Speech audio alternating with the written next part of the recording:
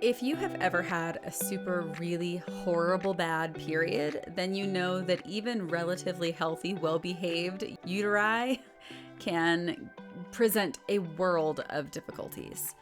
I am Kelsey Toney, and this is Space Not Taken. Today we're going to talk a little bit about how to take up more space when it comes to our medical care. We're going to examine some of the things that I've learned about how to advocate for yourself when you are in that exam room and a doctor is staring you in the face and perhaps contradicting what you know to be true in your own body. I had 4 gynecologists before I was in college, and it wasn't until my 7th gynecologist that I actually got the diagnosis that I needed so that I could do something about the debilitating medical condition that I had been living with since I was 15 years old. So I know now that I had endometriosis and adenomyosis, these sort of 2 sister conditions. They go together quite often. And endometriosis and adenomyosis completely defined those early years of my life. And no one could tell me that that's what it was until I was in my late 20s. One of my favorite stories about my mom is when she realized that my experience with my period was sincere. We had gone on a shopping trip to the mall. We went to one of the cool, huge, massive malls in the Dallas-Fort Worth area where I grew up. And we were going to Nordstrom, and I was very excited to go to this very fancy store, and I was going to get to buy a little purse or something. And I had started my period that morning, and I was in a lot of pain, but I wanted to go so badly that I didn't stay home. I didn't tell her how sick I felt. I was like, I have to go. I want to go to the mall so bad.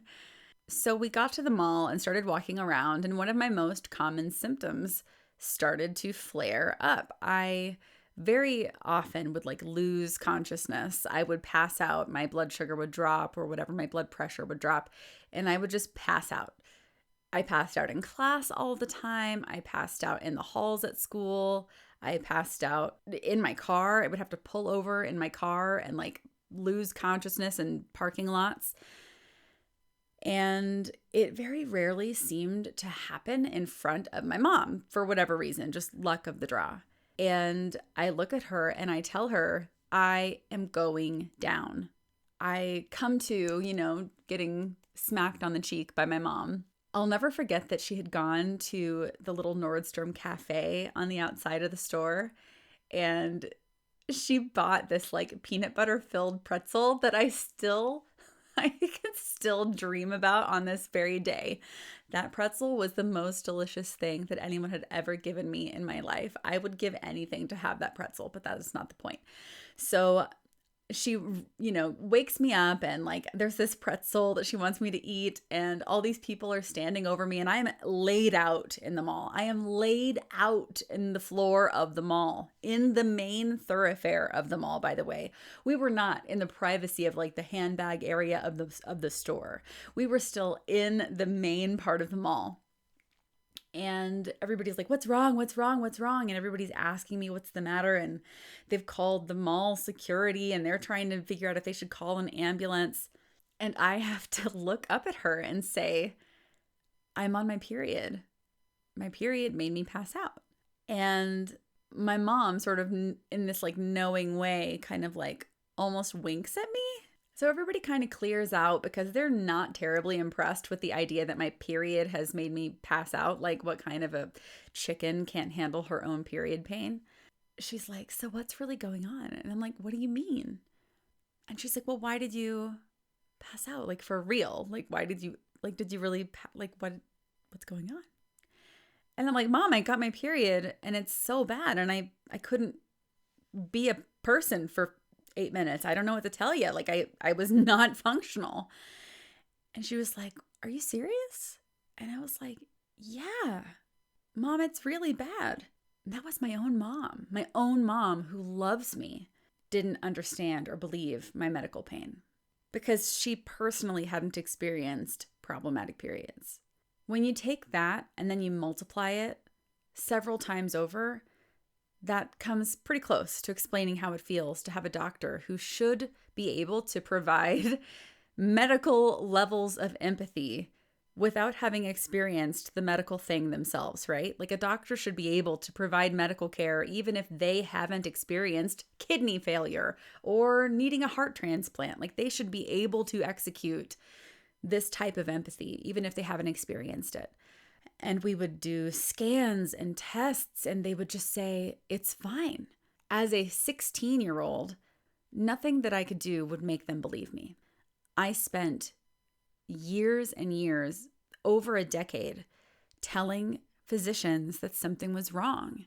While I can say that I had better care and felt more heard by the women who were providing me with this medical care, I can say that even the women that I saw that didn't personally have experience with this type of pain did not know how to provide me with care. And this type of medical gaslighting really shaped me in my early years. It made me doubt myself. It made me feel like maybe I didn't know my own mind. It was my first experience with like pervasive gaslighting from like multiple people at once. Having multiple people gaslight you over the course of many years is a different experience than having one single person gaslight you, which I have also experienced and is also awful. By the third or fourth or seventh or 10th time I was in a doctor's office asking for help that I felt pretty sure wasn't going to come, I was not taking up space in that room. I was sitting on that paper sheet, wearing that paper gown, butt-ass naked, and I was very confident from the moment that I sat there that I wasn't going to get what I needed. And it meant that I did not take up the space that I should have in those exams. I did not take up the space that I should have in those conversations.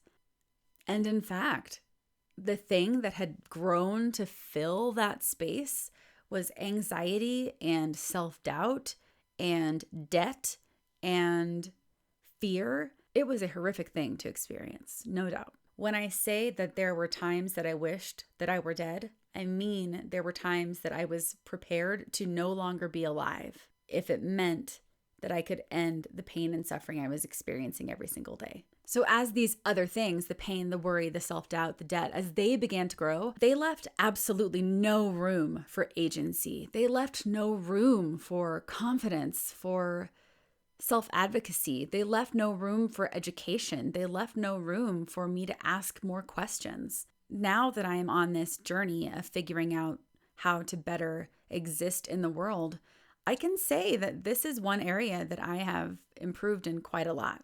Let me add at this point that I believe in science and I believe in medicine. I think it's very dangerous for people to presume that they know what doctors know because they spent a few hours reading articles. In this particular case of something being wrong and a doctor saying, no, there isn't, there's a disconnect. The person who knows there's something wrong doesn't have enough knowledge, but the person who has all that knowledge doesn't have the experience, doesn't have that person's experience. And until you find a doctor that you can truly collaborate with and work with, I feel like it's very difficult to get the kind of care that you need. So as I started to read about endometriosis, and I felt fairly confident that that was the situation, I sought out an expert in that disease, in that condition. I felt fairly sure that if I could get in the room with a doctor who not only knows that this condition exists, but has dedicated their career to this condition, I felt like there was a higher likelihood of them believing at least that these symptoms are real symptoms. I was prepared to travel anywhere. I was prepared to go to a different city, a different state. I was prepared to go to a different country if I had to find someone who would help me get through this situation. So when I found a doctor who was an expert in this field, I was so excited. And I was on a waiting list for a while, but eventually I got into this doctor's office and I remember sitting in front of him. I had finally found the bravery and I was going to go in there and I was not going to leave until he believed me. I was not going to leave until he heard me explain that this was real. And at the end, this doctor looked at me and said, "I believe you." Of course, I burst into tears. And while I'm so glad that eventually I was believed, it shouldn't have taken as long as it did. And I feel like if I had known as a 16 or 18 or 24-year-old what I know now, I would have been so much more capable of advocating for myself. So here are just a few things that I've learned that I think might help you take up more space when it comes to your medical care. The first thing is go with a friend. When you're sitting in that exam room, it can be very easy to feel like you're outnumbered. So bringing a person in with you can be a really easy way to feel like the playing field is a little bit more level and to make you feel a little bit more confident to speak your truth. Before you go in with another person, I would recommend you spending time writing out a list of questions, thoughts, concerns, and giving them to this other person so that their job during the appointment is to make sure that you ask all the questions that you have and that you get answers to those questions. Even having them record the answers for you, because the stress of that moment means that we don't always even remember the things that the doctors said. Often I would leave the appointment and not even remember the things that they had suggested because I was so anxious. I wasn't even able to truly listen. The second thing that I would do is find a community of people that understand. One of the coolest things about online life is there's really a community for just about everything. Every single medical condition that you can think of, there somewhere is a group of people who are talking about it online. Message boards, following certain hashtags, even Instagram accounts, organizations that are built to raise awareness for a particular condition. Going and finding community with people who know what you're going through is so important. It is so therapeutic to talk with people who know that what you're experiencing is real. The third thing is to take great notes before you visit with your doctor. Collect that data. Doctors are scientists, and that means that they are much more likely to believe you when you are providing them with facts rather than emotional statements. It doesn't mean that appealing to their humanity is an impossible option, but it does mean that in my experience, when I was able to eventually present someone with a list of every single day that I experienced a certain symptom, when I was able to show them averages and how often certain things were occurring, lengths of time, durations of pain, it was a game changer for me to walk in and say, here's some data for you to analyze. This is the number of occurrences in the last 24 hours that this thing has happened. It made it feel inarguable in a way, and that made me feel more powerful. And the last thing, the fourth thing that I think that you could take with you to better advocate for your medical care is to ask for what you need. And maybe that means practicing asking the question. Learning how to say the thing that you want to say can be very overwhelming for a lot of people, especially people who are shy or for whom communication is really difficult. But asking for what you need is such an important skill. At the end of the day, doctors are people, and that means that they make mistakes, they miss things, they misinterpret things, they come into every appointment with their own opinions, with their own predeterminations, their own judgments. In my experience, even with so many doctors that didn't get it right, I don't think that their intent was ever to harm. But I do think that they are faced with a whole lot of pressure. And when you are an exception, it is inefficient. Their job becomes much more taxing. And I do think that it can be easy for them to forget that an exceptional circumstance is tied directly to a human being and their experience with life. I know that having a medical problem is scary, but it is one of the most fundamentally important ways that you can take up more space in your life. You do not have to suffer through your existence. There is a doctor out there who is going to be excited to help you, and it can be really exhausting to try and find the right one. And if it isn't the right doctor, move on. I know this particular episode was about my personal experience with endo and adeno, but I know that so many of you have experienced similar stories about your own medical conditions. I'm really excited for A Space Not Taken to be a place for us to talk about expanding in our lives in tons of different ways, but one of the ways that I think will have recurring conversations is when it comes to our health. So if you have a story about your experience with a medical issue, I hope that you'll let me know. Maybe you're interested in being a guest on the show, or maybe you just have questions or comments or even other things that you'd like for us to talk about. You can always email me at spacenottaken@gmail.com.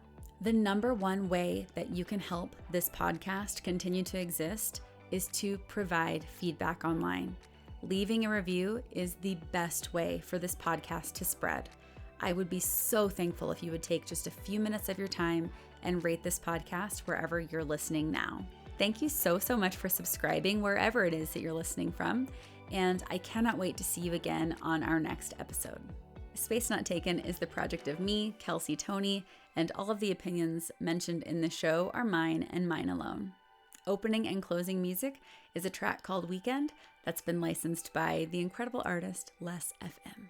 For more information about me, my work, my books, and to find me elsewhere on socials, just look for kelseybtoney.com or Kelsey B. Toney on TikTok, Instagram, and Threads. Thanks for listening, and I'll see you guys next time.